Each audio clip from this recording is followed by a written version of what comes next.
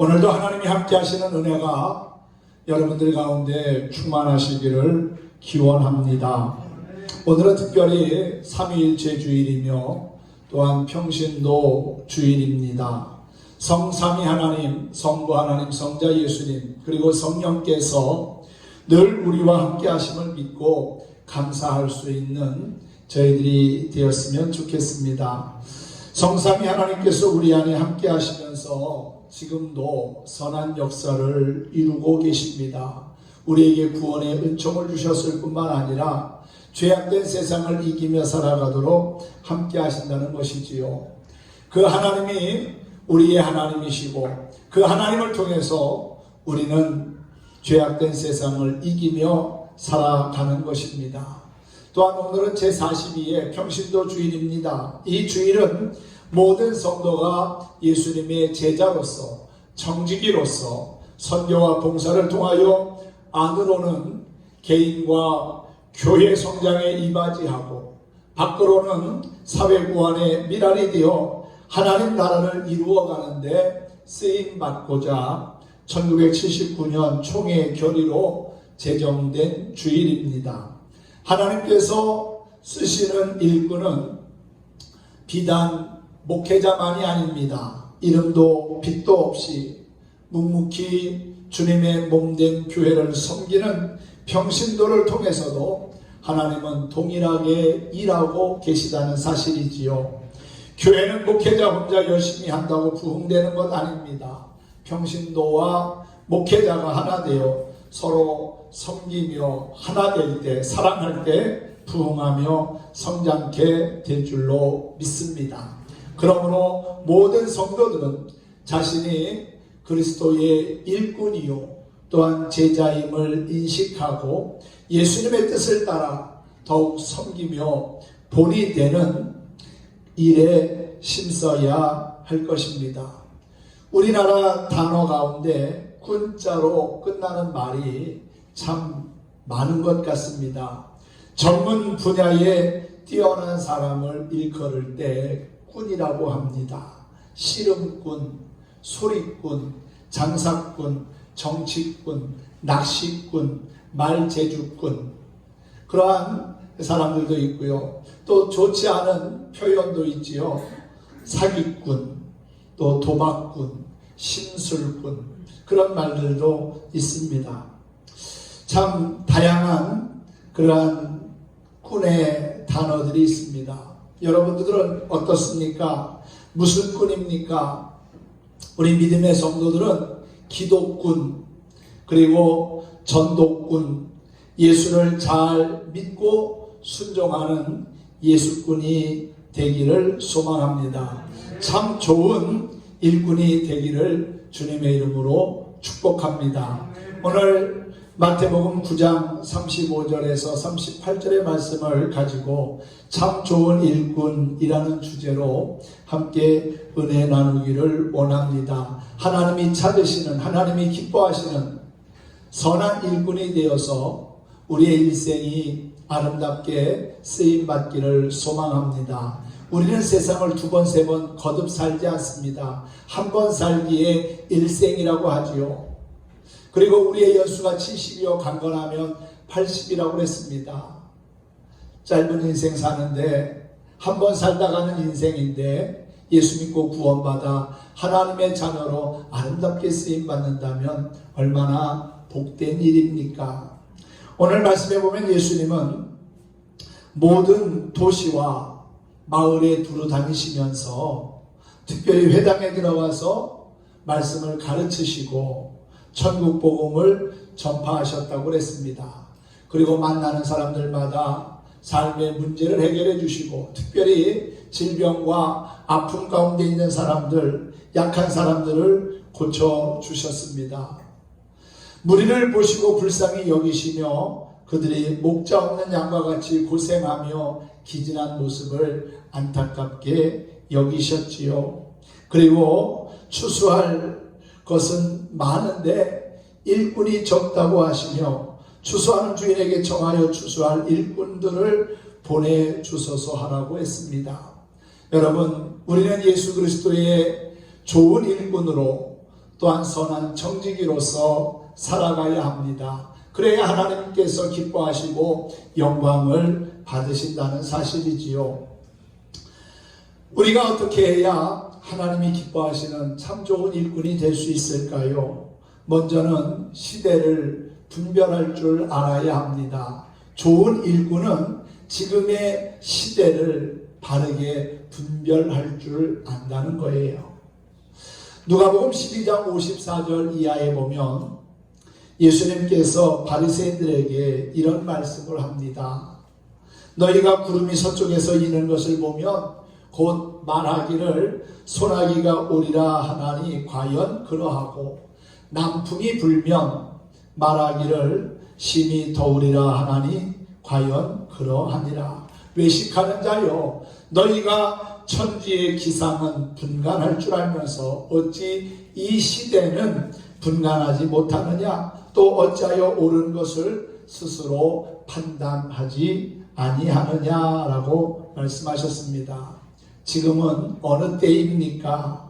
지금은 자다가 깰 때입니다. 여러분, 영적으로 깨어 있어야 우리는 유혹과 시험을 이기며 살아갈 수 있는 것입니다. 영적으로 깊은 잠에 빠져 있으면 우리의 영혼은 악한 마귀의 타켓이 됩니다.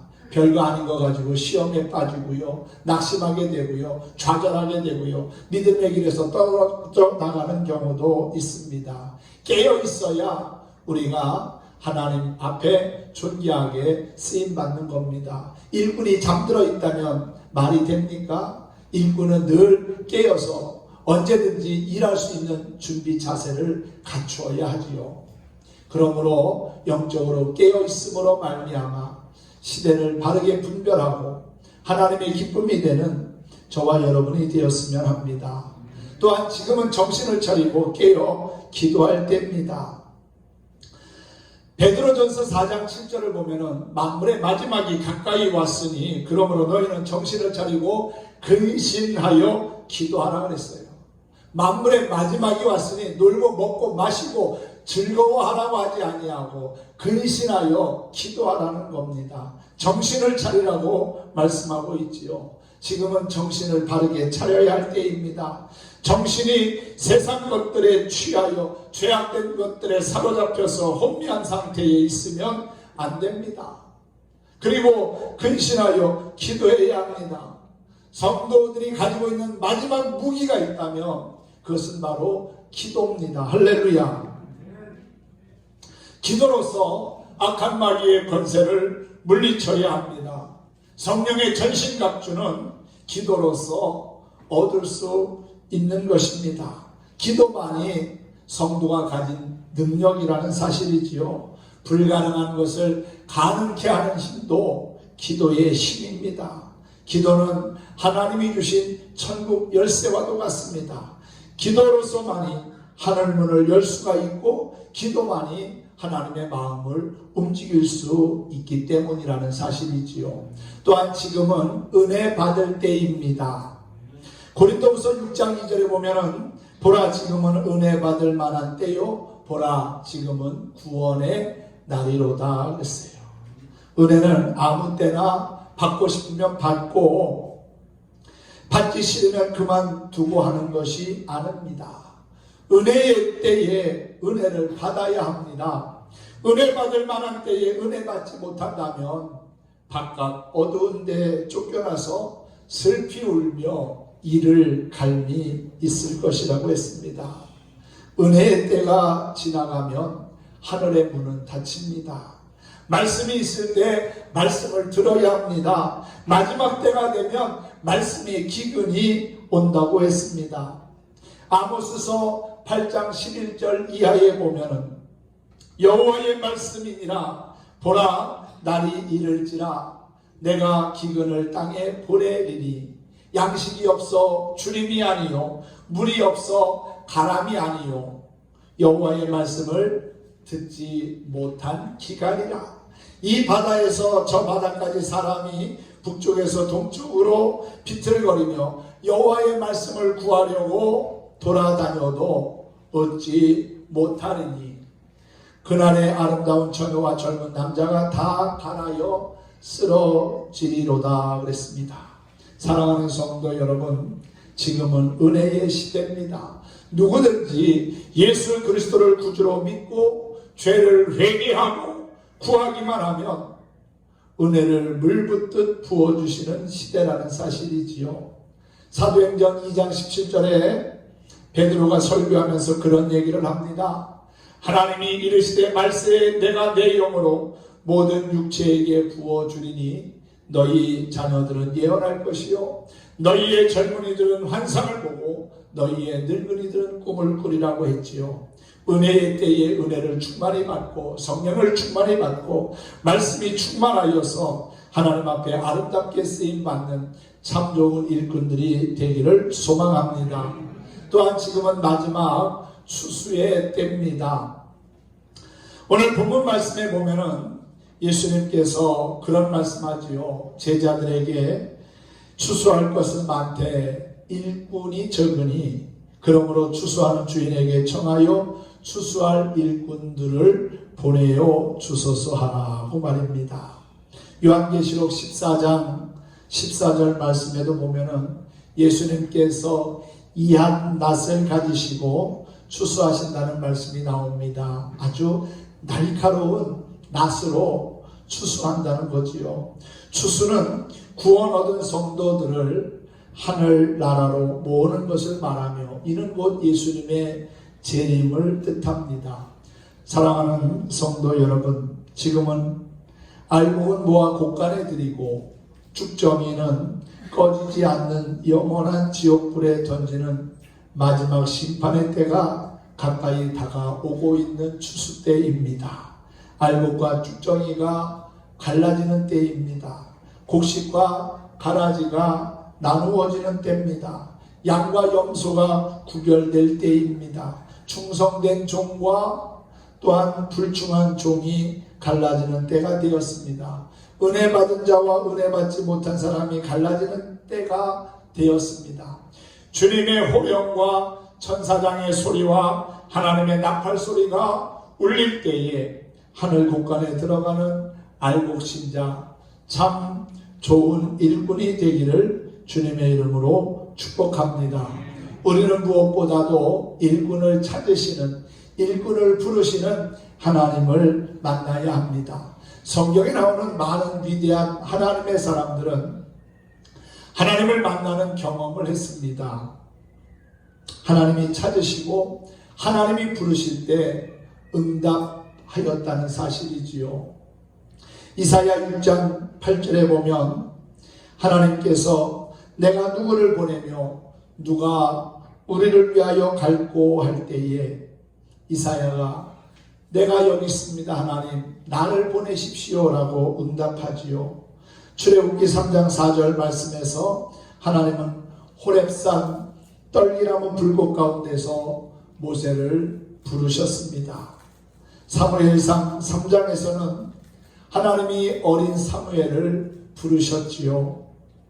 또한 누가복음 5장에서는 예수님께서 시몬 베드로를 부르시는 모습이 있고요. 또한 사도행전 9장에서는 신약 성경의 반을 기록한 사도 바울을 다메섹 도상에서 부르시는 모습을 보게 됩니다. 성경에 보면 어느 시대, 어느 때이든지 하나님은 하나님 마음에 합당한 사람을 부르셔서 일꾼으로 쓰셨습니다. 하나님은 오늘도 하나님의 사역을 위하여 일꾼을 부르고 계십니다. 일꾼을 찾고 계십니다. 하나님이 찾으시는 그 사람이 오늘 예배의 자리에 나온 저와 여러분이 되기를 소망합니다. 우리 역시 하나님의 부름을 받았기 때문에 이 자리에 나오게 된 것이지요. 기왕 우리가 예수 믿고 구원받았는데 아름답게 일생을 쓰임받아야 되지 않겠습니까? 이사야처럼 모세처럼 여호수아처럼 그리고 베드로나 사도 바울처럼 우리도 하나님께 아름답게 쓰임받는 참 좋은 일꾼이 되었으면 합니다. 그런데 하나님이 어떤 일꾼을 부르실까요? 하나님은 마구잡이로 아무나 부르시지 않습니다. 준비된 사람을 찾으시고 부르신다는 거지요.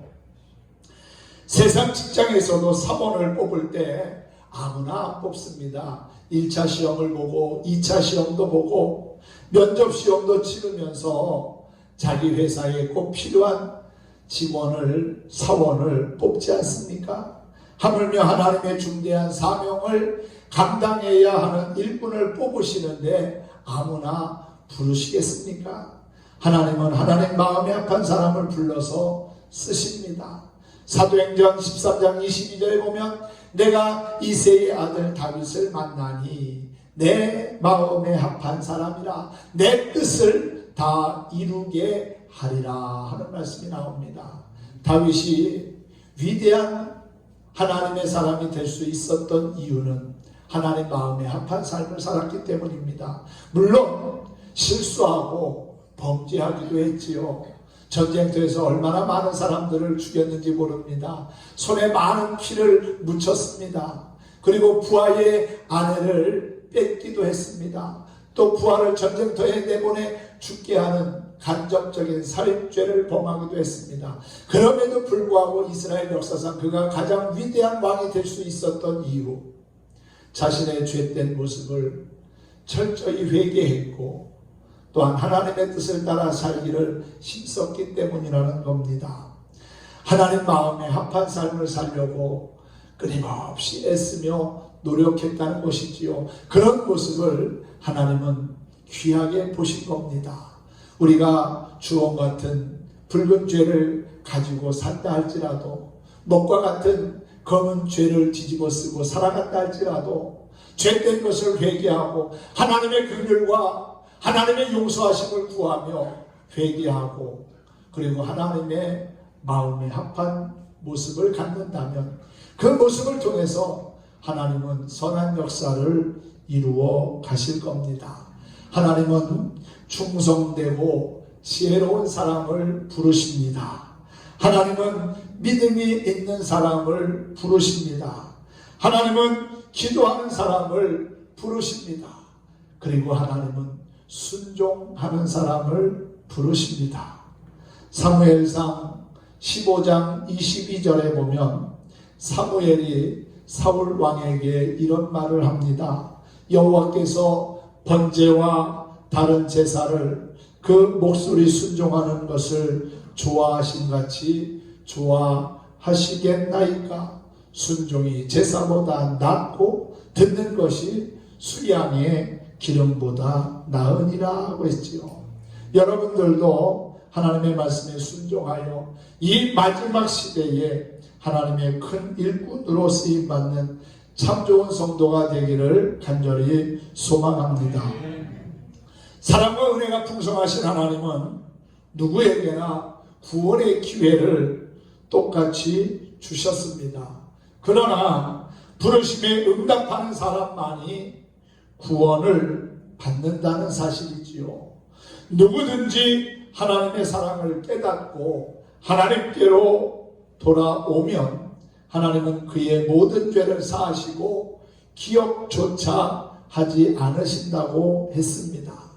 이제 하나님께서 이 마지막 추수 때에 일꾼을 부르시는 음성을 듣고 그 부름에 응답하는 성도가 되기를 바랍니다. 여러분, 하나님이 우리를 부르신다는 것, 우리를 하나님의 자녀 삼아 주셨고 우리를 구원받은 천국 백성 되게 하셨고 또한 선한 일꾼으로 우리를 세워가신다는 것 자체가 얼마나 귀하고 복된 일인지 모릅니다. 주님, 나는 할 수 없습니다. 나는 재주도 없습니다. 능력도 없습니다. 건강도 없습니다. 물질도 없습니다. 이렇게 저렇게 핑계대면서 주님의 부르심을 거절하는 자는 어리석은 자입니다. 주님, 부족하지만 연약하지만 가진 것 없지만 하나님께서 나를 통해서 일하시길 원하시면 주님, 제가 순종하겠습니다. 주님, 제가 일하겠습니다. 그러한 사람이 바로 하나님이 기뻐하시는 참 좋은 일꾼이 아니겠습니까? 시몬 베드로는 주님께서 부르실 때 그가 가지고 있었던 모든 것, 배와 그물을 버려두고 주님을 쫓아갔습니다. 그래서 초대교회를 세우는 위대한 일꾼이 되었고, 또한 많은 사람을 구원의 길로 인도하는 제자의 사명을 감당했습니다. 세관에 앉아 있었던 마태는 주님께서 나를 따르라고 말씀하실 때 그가 지금까지 소중하게 붙잡고 있었던 모든 것 다 내려놓고 주님의 부르심에 응답하여 신약 성경의 제일 첫 번째로 나오는 마태복음의 저자가 되었지요. 여러분, 지금도 주님은 선한 일꾼을 찾으십니다. 추수할 일꾼을 찾으십니다. 주님이 찾으시는 그 사람이 바로 저와 여러분이 되었으면 합니다. 이사야를 주님께서 부르시면서 내가 누구를 보내며 또한 누가 우리를 위하여 갈고 하실 때 내가 여기 있습니다. 나를 보내십시오 라고 응답했던 것처럼 우리도 하나님 부르심에 나를 보내십시오. 내가 여기 있습니다 라고 응답하는 성도가 되었으면 좋겠습니다. 그래서 이 추수의 때에 하나님의 뜻을 아름답게 이루시는 참 좋은 일꾼으로 쓰임받고 세움받고 승리하기를 주님의 이름으로 축원합니다. 축복합니다.